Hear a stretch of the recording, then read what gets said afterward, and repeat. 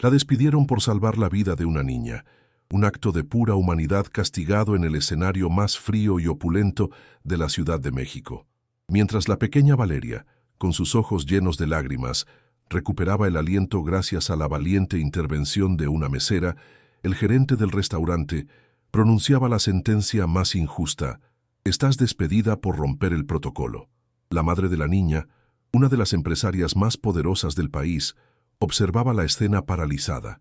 Su mente, calculadora, incapaz de procesar el caos que manchaba su perfecta noche. Pero lo que parecía el final de todo, para una joven trabajadora, se convertiría en el milagro que estaba destinado a derretir el corazón de hielo de esa millonaria. Esta historia te demostrará que Dios escribe derecho en renglones torcidos y que las bendiciones más grandes a menudo nacen de las pruebas más duras. Si crees en el poder de la fe y en las segundas oportunidades, suscríbete ahora mismo a nuestro canal. Déjanos un like para que esta historia llegue a más almas y activa la campanita para no perderte ningún relato que te devolverá la esperanza. Todo había comenzado minutos antes, bajo las luces calculadas de Aura, un restaurante de lujo en el corazón de Polanco, que era más un monumento a la riqueza solitaria que un lugar para compartir. En las mesas de mármol se reflejaba la indiferencia de comensales vestidos con marcas de alta gama, más interesados en sus teléfonos que en la compañía. Era una noche de otoño fría, y la llovizna que golpeaba los ventanales parecía un eco de la atmósfera gélida del interior. En medio de ese teatro de opulencia estéril se movía Isabela de la Torre, una mujer de 42 años cuya fortuna era tan vasta como el vacío en su mirada. Vestida con un traje sastre color marfil que era su armadura contra el mundo, ignoraba a su hija de 6 años, Valeria, una pequeña figura a su lado que intentaba inútilmente captar su atención mientras ella cerraba un negocio, millonario por teléfono. Isabela era dueña de rascacielos que tocaban el cielo, pero vivía en una prisión emocional a nivel del suelo, completamente ajena a la tragedia que estaba a punto de desatarse en su propia mesa. Isabela de la Torre era un nombre que resonaba con el eco del poder en los corredores más exclusivos de la Ciudad de México. A sus 42 años, se había consolidado como la directora ejecutiva de un imperio inmobiliario que redibujaba el horizonte de la capital con rascacielos de acero y cristal. Viuda y formidable, su vida era un ejercicio de control absoluto, desde su impecable traje sastre color marfil, que funcionaba como una armadura silenciosa, hasta su cabello recogido en un peinado perfecto, donde ningún mechón se atrevía a desafiar la gravedad. Sus ojos grises, analíticos y distantes evaluaban el mundo como si fuera una hoja de balance, calculando riesgos y ganancias, pero rara vez registrando la humanidad. Se movía con una rigidez que no era elegancia, sino la manifestación física de una voluntad de hierro, una reina en un tablero de ajedrez que ella misma había diseñado, donde cada pieza, incluyendo su propia hija, tenía un propósito definido y carente de emoción. Sin embargo, detrás de esa fachada de éxito impenetrable, habitaba una mujer profundamente fracturada. La opulencia de su mansión en Lomas de Chapultepec no era más que un mausoleo a su soledad, un espacio vasto y silencioso donde el único sonido era el murmullo de sus propios fantasmas. Vivía en un perpetuo estado de vacío, una aridez emocional que enmascaraba con una arrogancia cortante y una agenda implacable. El trauma no resuelto de la muerte de su esposo la había dejado incapacitada para conectar, transformando su corazón en un territorio vedado. Cada logro profesional, cada millón añadido a su fortuna, era solo un ladrillo más en la muralla que había construido alrededor de su alma, una fortaleza diseñada para mantener a todos fuera, pero que, sin saberlo, la había encerrado a ella dentro, convirtiéndola en prisionera de su propio éxito y de un dolor que se negaba a nombrar. Esta desconexión era más evidente y dolorosa en la relación con su hija de 6 años, Valeria. La niña era un satélite orbitando un planeta helado, un pequeño ser lleno de vida que buscaba desesperadamente el calor de un sol que se había extinguido. Isabela le proveía de todo lo materialmente imaginable: los mejores colegios, los juguetes más caros, la ropa de diseñador. Sin embargo, le negaba lo único que la pequeña anhelaba, su presencia. Para Isabela, Valeria era un recordatorio constante de su fracaso más íntimo, un espejo que reflejaba su incapacidad para amar y proteger. La veía como una responsabilidad, una ecuación compleja que no sabía resolver, y por eso mantenía una distancia segura, una barrera invisible pero infranqueable que dejaba a la niña en una orfandad emocional, sentada a la misma mesa, pero a un universo de distancia de su propia madre. El origen de este abismo emocional yacía en un secreto guardado bajo llave en lo más profundo de su ser. Isabela se culpaba por el accidente de auto que le arrebató a su esposo años atrás, un evento que la convenció de una verdad terrible y paralizante. Era un peligro para las personas que amaba.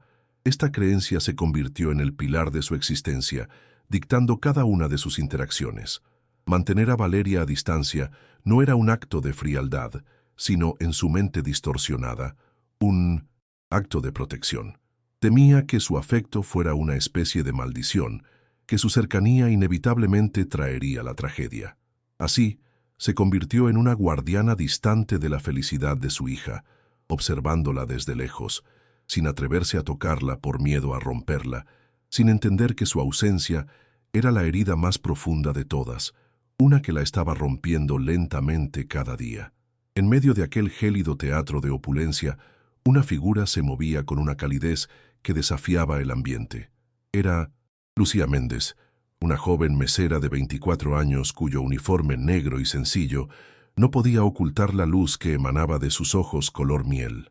A diferencia de los comensales, que se movían con una estudiada indiferencia, Lucía lo hacía con una gracia natural. Su sonrisa genuina era el único punto de calor humano en todo el salón. Mientras rellenaba copas de agua y retiraba platos con discreción, su mente estaba en otro lugar, en los libros de anatomía que la esperaban en casa para sus clases nocturnas de enfermería y en las medicinas de su abuela, cuyo costo dependía enteramente de las propinas de esa noche. Observaba las mesas con una empatía silenciosa, notando las tensiones no dichas y las sonrisas forzadas, viendo más allá de la riqueza una profunda soledad que le resultaba familiar, especialmente en la mesa donde una poderosa mujer ignoraba a su pequeña hija. La tragedia se gestó en un instante de distracción, mientras Isabela cerraba un trato millonario por teléfono, con una voz cortante que no admitía réplica. Valeria, aburrida y buscando consuelo en la comida, se llevó una uva a la boca. El terror fue silencioso, una lucha desesperada que nadie notó al principio. La pequeña comenzó a agitar sus manos, sus ojos abiertos de par en par, suplicando ayuda a una madre que estaba a un universo de distancia. Su rostro angelical empezó a adquirir un tinte azulado y sus pequeños pulmones luchaban en vano por una bocanada de aire. El teléfono de Isabela cayó con un ruido sordo sobre la mesa de mármol cuando finalmente se percató del horror. Su mente, un instrumento de precisión para los negocios, se convirtió en un laberinto de pánico. Quedó paralizada, una estatua de terror incapaz de moverse, viendo cómo la vida de su única hija se extinguía frente a ella, rodeada de extraños igualmente inmóviles. Fue entonces cuando una figura rompió la parálisis colectiva. Lucía, desde el otro lado del salón, vio el pánico en los ojos de la niña y no dudó un segundo. Dejó caer su bandeja de servicio, un estruendo que rompió el silencio mortal, y corrió hacia la mesa, ignorando la regla de oro del restaurante: no tocar a los clientes bajo ninguna circunstancia. Con una agilidad que revelaba un conocimiento innato, tomó a la pequeña Valeria en sus brazos, la inclinó hacia adelante y ejecutó la maniobra de Heimlich con una destreza sorprendente. No era la torpeza del pánico, sino la precisión de alguien que sabía exactamente qué hacer. Un empujón, 2, 3, y de repente la uva salió disparada, un proyectil diminuto que aterrizó sobre la alfombra. El sonido que siguió fue el llanto desgarrador y milagroso de Valeria, un sonido que devolvió el color al mundo de Isabela y el aliento a todo el restaurante. Pero el alivio que inundó el salón fue destrozado por una voz dura y glacial. El gerente del restaurante, Un hombre cuya lealtad estaba con el protocolo y no con la humanidad, se acercó con el rostro desencajado por la furia. Su mirada no se posó en la niña que respiraba, sino en la mesera que había roto las reglas. Frente a una Isabela en shock que apenas comenzaba a procesar el milagro, pronunció la sentencia más cruel. «Estás despedida. Acabas de armar un escándalo y romper la regla de oro». Las palabras cayeron como fragmentos de hielo en el aire. Lucía lo miró, no con ira, sino con una incredulidad herida, su acto de pura compasión castigado como un crimen. Sin decir una palabra, se quitó el delantal y caminó hacia la salida, dejando atrás a una niña salvada y a una madre millonaria ahogándose en una deuda que ningún dinero podría pagar. Aquella noche, la mansión de Lomas de Chapultepec se sintió más fría y vacía que nunca. El silencio, que antes era el eco de su poder y control, ahora resonaba como una acusación. Isabela de la Torre caminaba por los pasillos de mármol, pero su mente estaba atrapada en el restaurante, reviviendo en un bucle tortuoso la secuencia de los hechos. Veía el rostro de Valeria tornándose azul, sentía la parálisis helada en sus propias venas, y luego la imagen nítida de Lucía, moviéndose con una gracia y una certeza que ella, la mujer que lo controlaba todo, no había podido invocar. El sonido del despido injusto retumbaba en sus oídos, seguido por la mirada de dignidad herida de la joven mesera. Por primera vez en años, una grieta se abrió en la coraza de hielo que protegía su corazón, y a través de ella se filtró un sentimiento desconocido y punzante: la culpa. Una culpa que no podía ser cuantificada, ni delegada ni resuelta con una llamada telefónica. Era una deuda de un tipo diferente, una que su inmensa fortuna parecía incapaz de saldar. Al amanecer, la impecable CEO había sido reemplazada por una mujer obsesionada. El sueño le había sido esquivo, y con los primeros rayos de sol, Isabela movilizó todos sus recursos, no para cerrar un trato inmobiliario, sino para una misión personal que desconcertó a todo su equipo. Las órdenes eran claras y urgentes: encontrar a la mesera del restaurante Aura.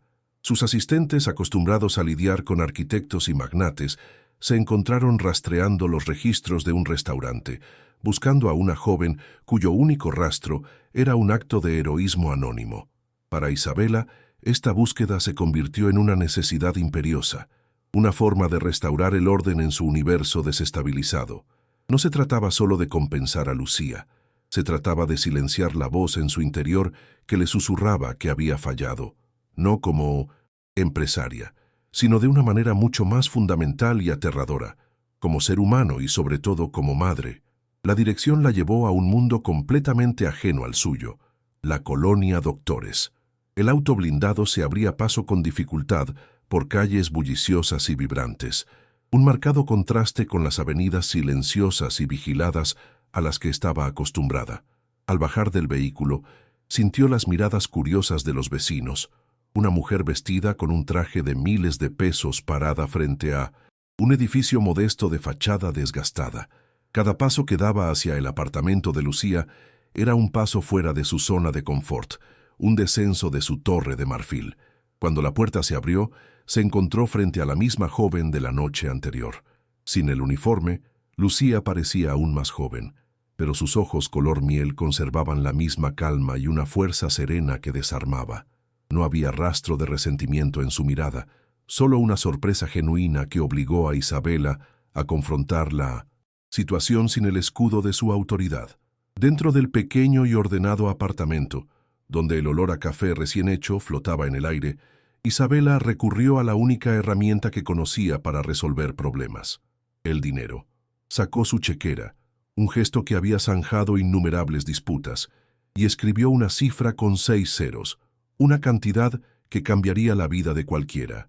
Lo extendió hacia Lucía, esperando una reacción de asombro o gratitud. En cambio, se encontró con una negativa suave, pero firme. «Señora, la vida de su hija no tiene precio. Hice lo que cualquiera con corazón hubiera hecho», dijo Lucía, y esas palabras, pronunciadas con una sencillez devastadora, demolieron el mundo de Isabela. El dinero, su poder, su estatus, todo se volvió insignificante. Desarmada y conmovida por una integridad que no sabía que existía, una idea impulsiva y desesperada surgió de las ruinas de su arrogancia. Le ofreció un trabajo, no como una forma de pago, sino como una súplica silenciosa para mantener cerca esa luz que acababa de descubrir. La llegada de Lucía a la mansión de Lomas de Chapultepec fue como introducir una flor silvestre en un laboratorio estéril. El contraste era abrumador y generaba una tensión palpable que se adhería a las paredes de mármol y a los muebles de diseño. Isabela observaba desde la distancia, a través de las cámaras de seguridad o desde el umbral de su estudio, cómo Lucía se movía por su hogar con una naturalidad que a ella le había sido negada. Veía cómo Valeria, su propia hija, florecía bajo el cuidado de la joven, riendo con una libertad que jamás había escuchado antes. Cada carcajada de la niña era, para Isabela, una mezcla agridulce de alivio y dolor. Se sentía como una extraña en su propia vida, una espectadora de la felicidad que ella misma era incapaz de proporcionar. La barrera entre ellas no era solo la de jefa y empleada, sino un abismo social y emocional que parecía insondable, donde el dinero y el poder de Isabela se volvían inútiles frente a la simple y arrolladora calidez de Lucía. El verdadero muro, sin embargo, no estaba hecho de mármol, sino de miedo. En el silencio de las noches, cuando el peso de la mansión parecía aplastarla, Isabela era asaltada por el recuerdo del accidente, el chirrido de los neumáticos, el estallido del cristal y la culpa abrasadora que se había convertido en su compañera constante. Se había convencido a sí misma de que era un imán para la tragedia, que su amor era una sentencia de muerte. Por eso mantenía a Valeria a distancia, en una cuarentena emocional que creía protectora. Ver a Lucía abrazar a la niña, leerle cuentos hasta que se quedaba dormida y curar sus rodillas raspadas con una ternura infinita, le provocaba un pánico helado. Era el reflejo de todo lo que ella anhelaba y temía ser.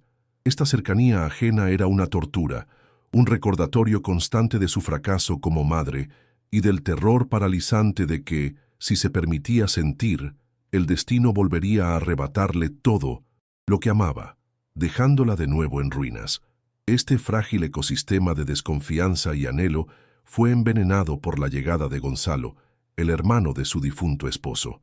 Gonzalo era un hombre de sonrisas pulcras y ojos calculadores, un socio en la empresa cuya lealtad siempre había estado con el legado familiar, no con las personas. Al ver a Lucía instalada en la casa, su instinto depredador se activó. La veía no como la salvadora de su sobrina, sino como una oportunista de manual, una amenaza, directa a la fortuna de la torre. Comenzó a susurrarle a Isabela al oído, enmarcándolo como una preocupación fraternal. ¿No te parece extraño, Isabela?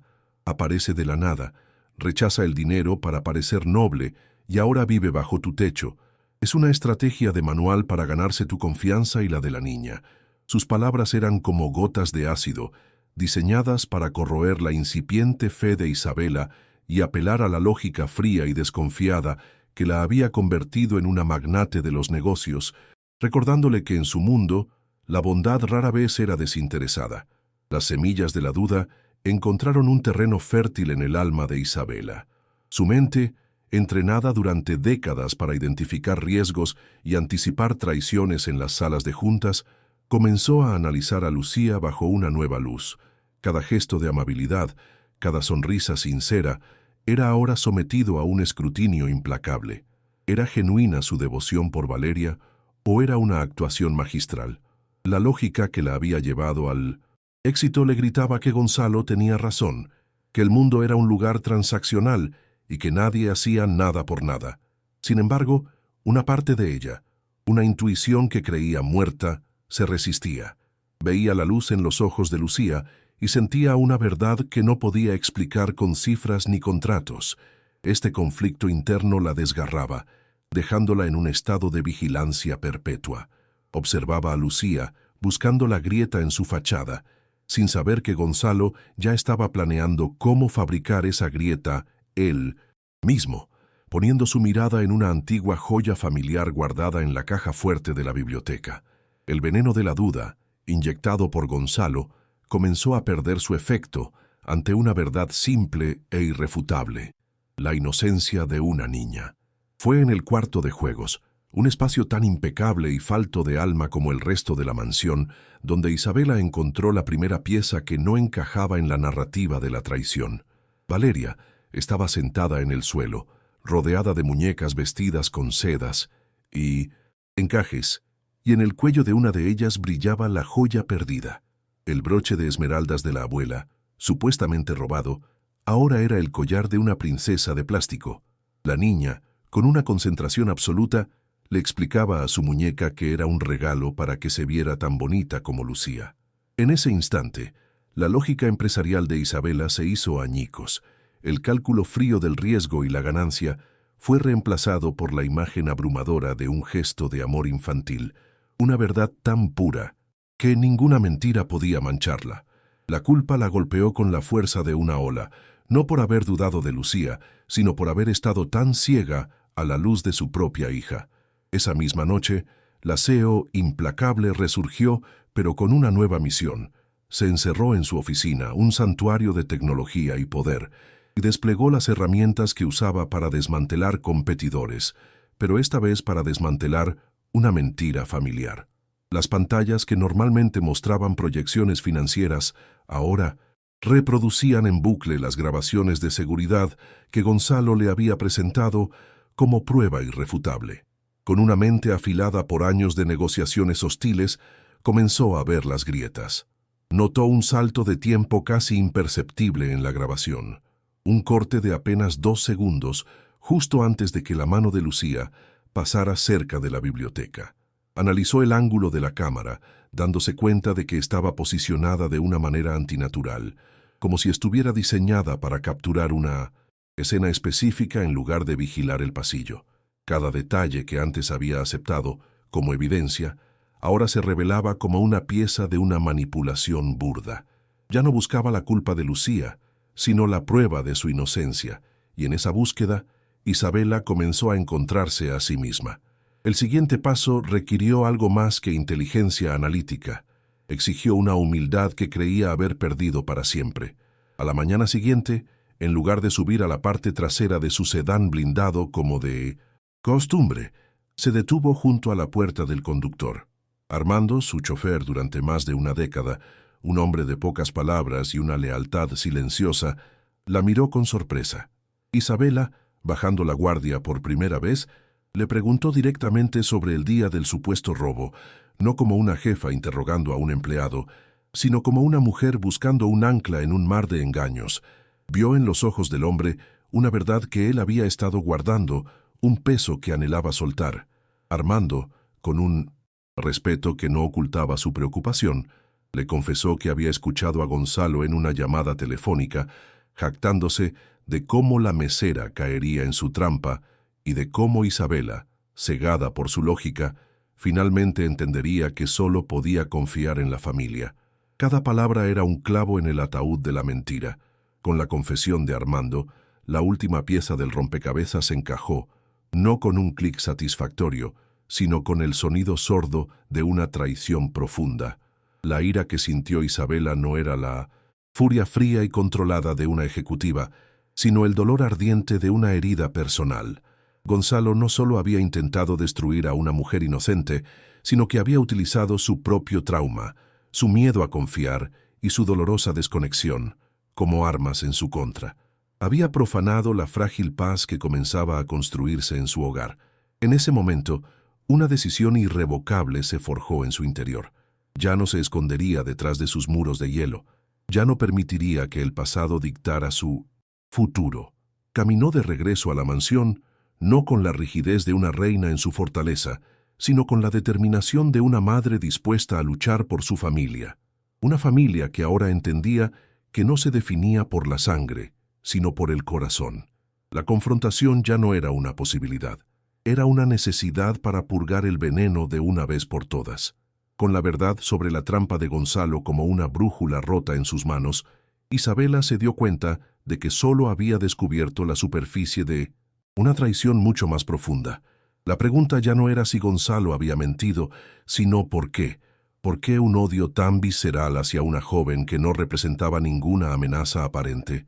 Su mente, entrenada para desentrañar complejas estructuras corporativas, se volcó hacia su propia historia familiar, buscando patrones, anomalías, secretos enterrados bajo capas de cortesía y obligaciones de sangre.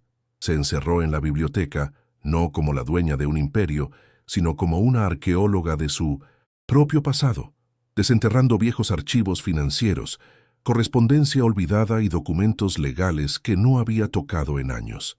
Cada papel era un fragmento del pasado, y en algún lugar entre las cifras y las firmas estaba segura de que encontraría la raíz del veneno que Gonzalo había intentado inocular en su hogar, una verdad que intuía era mucho más devastadora que el simple robo de una joya. Fue en una carpeta de cuero desgastada, etiquetada simplemente como Asuntos Personales, Ricardo, donde encontró el epicentro del terremoto. Contenía los documentos del acuerdo de seguro y el informe policial del accidente que le había arrebatado a su esposo. Había evitado esos papeles como si estuvieran radiactivos, un monumento a su mayor fracaso. Pero ahora, impulsada por una necesidad desesperada de proteger a Lucía, los abrió con manos temblorosas. Sus ojos recorrían las páginas, buscando alguna transacción sospechosa de Gonzalo, algún desvío de fondos que pudiera explicar su desesperación. Pero lo que encontró no fue un delito financiero, fue un nombre en la sección de la otra víctima, el conductor del otro vehículo, un hombre llamado Javier Méndez. El apellido resonó en el silencio de la biblioteca como una campana fúnebre. Un sudor frío recorrió su espalda mientras un presentimiento terrible, una conexión imposible, comenzaba a formarse en los rincones más oscuros de su mente. La negación fue su primer instinto, un escudo fútil contra la verdad que la acechaba. Méndez era un apellido común. No podía ser, pero la lógica implacable que la había hecho millonaria no la soltó. Siguió leyendo. El informe detallaba que Javier Méndez dejaba atrás a una esposa gravemente herida y a una única hija, una niña de 14 años en ese entonces. La edad encajaba con una precisión matemática aterradora. Con el corazón martilleando contra sus costillas, Isabela usó su computadora para acceder a los archivos de noticias de esa fecha. Encontró un pequeño artículo en un periódico local sobre la tragedia, y allí estaba, una fotografía granulada en blanco y negro de una adolescente con el rostro surcado por las lágrimas, de pie junto a la tumba de su padre. Aunque el dolor había endurecido sus facciones, los ojos eran inconfundibles. Eran los mismos ojos color miel, llenos de una luz resiliente, que la habían mirado con compasión en el restaurante. Eran los ojos de Lucía. El mundo de Isabela se derrumbó. El aire abandonó sus pulmones, un eco fantasmal del accidente mismo. El universo, en un acto de ironía cruel y poética, le había devuelto su pecado en la forma de su salvación. La mujer que había salvado a su hija era la huérfana que ella, indirectamente, había creado. La culpa que había cargado durante años se transformó en algo monstruoso, una deuda de proporciones cósmicas que jamás podría pagar. Entendió la hostilidad de Gonzalo. Él siempre lo supo. Había reconocido el apellido y había utilizado el pasado como un arma secreta, esperando el momento perfecto para destruir a Lucía y, de paso, recordarle a Isabela su propia fragilidad. Pero en lugar de quebrarla, esta revelación forjó en su interior una nueva clase de acero. Su lucha ya no era por la justicia, era por la redención.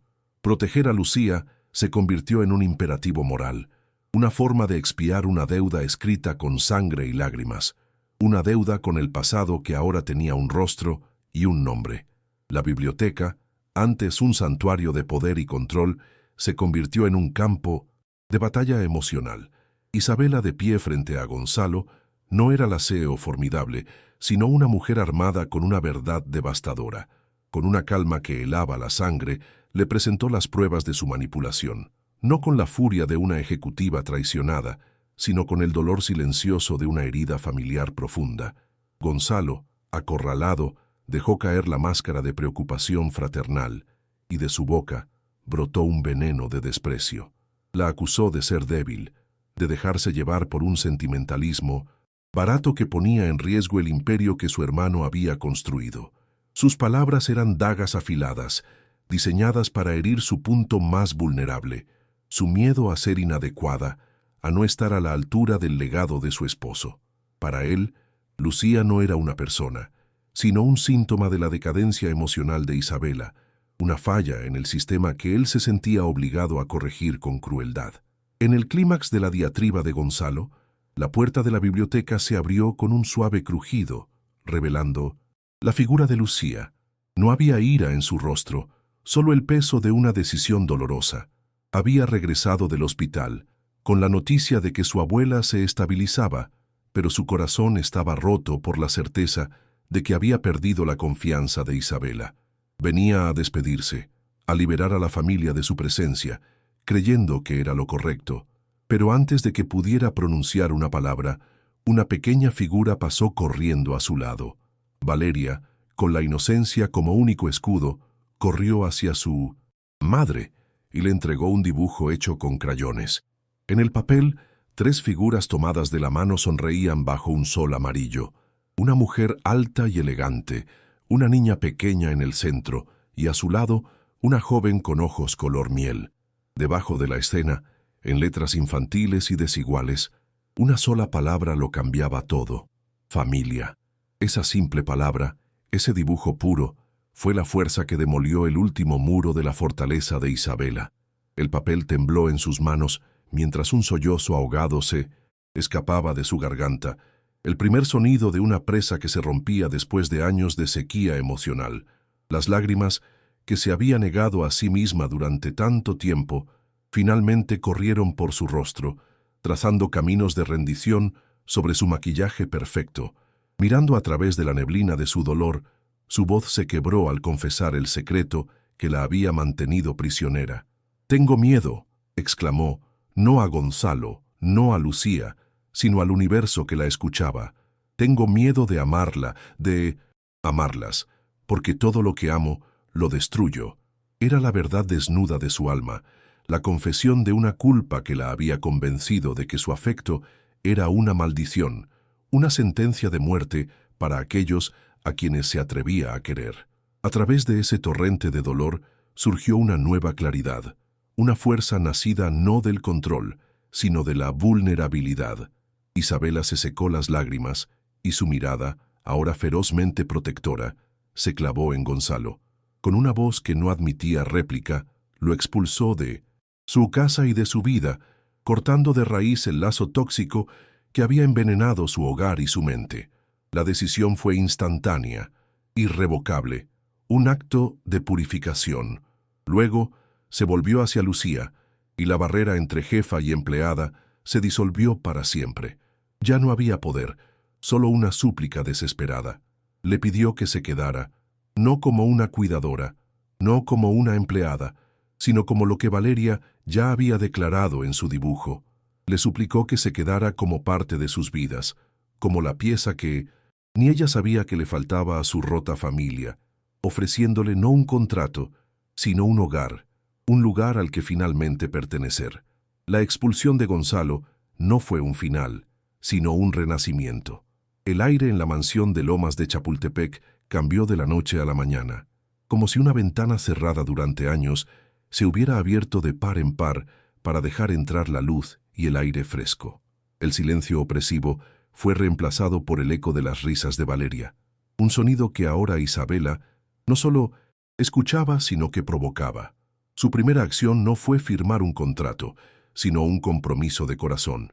Organizó el traslado de la abuela de Lucía a la mejor clínica privada de la ciudad, cubriendo no solo los gastos médicos, sino asegurando un cuidado personal que liberó a Lucía de una carga que había llevado sola por demasiado tiempo. Isabela observaba a Lucía y a Valeria jugar en el jardín, y por primera vez no sentía la punzada de la envidia o el miedo, sino una profunda y abrumadora gratitud. Estaba presenciando la construcción de su hogar, un santuario edificado sobre los cimientos del perdón y la más inesperada de las segundas oportunidades. Impulsada por una nueva visión, Isabela de la Torre canalizó su formidable poder empresarial hacia un propósito que el dinero por sí solo no podía comprar: la prevención. Juntas, ella y Lucía, sentadas no como jefa y empleada, sino como socias en una misión de vida, diseñaron los estatutos de la Fundación Valeria. La organización nació con un objetivo claro y poderoso: ofrecer capacitación gratuita y certificada en primeros auxilios a miles de trabajadores del sector de servicios en todo México. Restaurantes, hoteles y escuelas se convirtieron en el foco de su alcance, transformando a meseros, recamareras y maestros en potenciales héroes anónimos. Isabela no solo financió el proyecto, se involucró personalmente, utilizando su red de contactos para abrir puertas que antes solo conducían a salas de juntas. Era su forma de honrar el acto que lo cambió todo, asegurando que la valentía de Lucía no fuera una excepción, sino una norma, un legado de compasión que se multiplicaría en incontables vidas salvadas. La transformación más profunda, sin embargo, ocurrió lejos de las cámaras y los eventos de caridad, en la intimidad de su propia casa. Isabela aprendió a despojarse de la armadura de CEO para ponerse el delantal de madre. Cambió las reuniones de última hora por tardes en el parque, empujando a Valeria en el columpio tan alto que sus risas parecían tocar el cielo.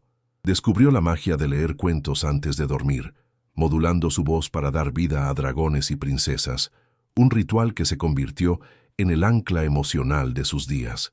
Asistió a cada festival escolar, sentada en primera fila, con los ojos llenos de un orgullo que ninguna transacción millonaria le había provocado jamás. Ya no veía a su hija como un reflejo de su fracaso, sino como su mayor logro, su maestra en el arte olvidado de amar sin miedo. Cada abrazo, cada rodilla raspada que curaba, era un paso más lejos del fantasma de la culpa y un paso más cerca de la mujer que siempre debió ser. La mansión de mármol frío se convirtió finalmente en un hogar vibrante, un lienzo en blanco que las tres pintaron con los colores de la felicidad. Las paredes, antes desnudas, ahora exhibían con orgullo los dibujos de Valeria, y el refrigerador de acero inoxidable se convirtió en una galería de arte infantil. El aroma del café por la mañana se mezclaba con el de los panqueques que aprendieron a cocinar juntas los domingos, un ritual sagrado de risas y harina. Lucía, lejos de ser una invitada o una empleada, era el pilar que unía a esa nueva familia. Se convirtió en la hermana mayor que Valeria nunca tuvo y en la confidente que Isabela desesperadamente necesitaba. En las noches tranquilas, las tres se sentaban en el sofá, compartiendo historias bajo una manta, y en esos momentos, Isabela entendía la verdadera naturaleza de la recompensa. No era la paz de una conciencia tranquila, sino la plenitud de un corazón que, después de haber estado congelado, finalmente había aprendido a latir al ritmo del amor incondicional. El tiempo, como un río generoso, había pulido las aristas del dolor, dejando solo el brillo de la gratitud. 5 años más tarde, el salón de un hotel de lujo ya no era un escenario de opulencia fría para Isabela, sino el epicentro de un milagro multiplicado. Lucía, ahora con 29 años, y la autoridad serena de una jefa de enfermeras, supervisaba una demostración de primeros auxilios en el escenario del evento anual de la Fundación Valeria. A su lado, una Valeria de 11 años, segura y radiante, ayudaba a repartir folletos, su sonrisa un reflejo del hogar cálido en el que había florecido. Mientras Isabela observaba desde la primera fila, no como una CEO, sino como una madre orgullosa, una mujer se le acercó con los ojos llenos de lágrimas para contarle cómo un mesero en un restaurante de Acapulco, entrenado por la fundación, había salvado a su pequeño hijo de ahogarse la semana anterior. El gesto de Lucía en el restaurante Aura no había sido un evento aislado. Se había convertido en una onda expansiva de bondad, un ciclo de empatía que ahora regresaba a Isabela, no como una deuda, sino como la bendición más pura, demostrando que un solo acto de corazón puede redimir un pasado y construir un futuro lleno de vidas salvadas. Si esta historia tocó tu corazón y te devolvió la fe en los milagros, déjanos un like para que este mensaje de esperanza llegue a más personas. ¿Alguna vez has sido testigo de un acto de bondad que lo cambió todo? Cuéntanos tu experiencia en los comentarios. ¿Crees que la familia es la que se elige con el corazón y no solo por la sangre? Suscríbete a nuestro canal para no perderte más relatos que demuestran que el amor es la fuerza más poderosa del universo. Comenta, la empatía salva vidas. Si crees que un solo gesto de compasión puede sanar las heridas más profundas del alma.